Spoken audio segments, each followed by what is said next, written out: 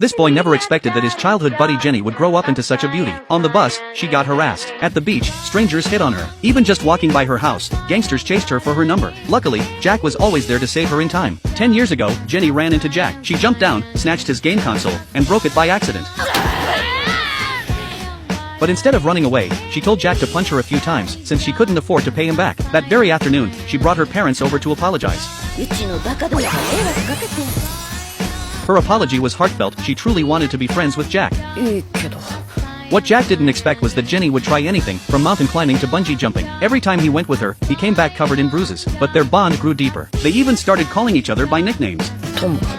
That made Jenny so happy. Jack's heart skipped a beat. He panicked. Why was he falling for her? From then on, they were inseparable, living joyfully every day. Until one afternoon, Jack was gaming by the street and ran into John and William. They stole his console and roughed him up. Too embarrassed to tell the truth, he claimed he just fell. Later that day, Jenny took the console back for him. Watching her laugh it off so easily made Jack feel even more inferior. He snapped, grabbing her in frustration. Her charity hurt him worse than any beating. But Jenny flipped the tables, took him down, and said, "If you're in trouble, isn't it only right for your brother to help you out?" Jack was deeply moved, but also hated his own weakness. If Jenny were ever bullied, someone like him would be useless. So he wiped his tears, lent her his console, and started training hard under her father's guidance. 3 years passed. Right before middle school, Jack defeated Jenny for the first time. Their physiques grew apart, but he didn't think too much about it until the first day of school. He imagined Jenny in a boy's uniform, but instead, she walked in wearing a girl's. Jack was stunned. Looking back, all those strange childhood memories finally made sense. Jenny was a girl all along. Soon, classmates began asking, "Are you two dating?" Jenny got the same questions in her class. She denied it immediately. Jack felt lost. Boys and girls weren't the same.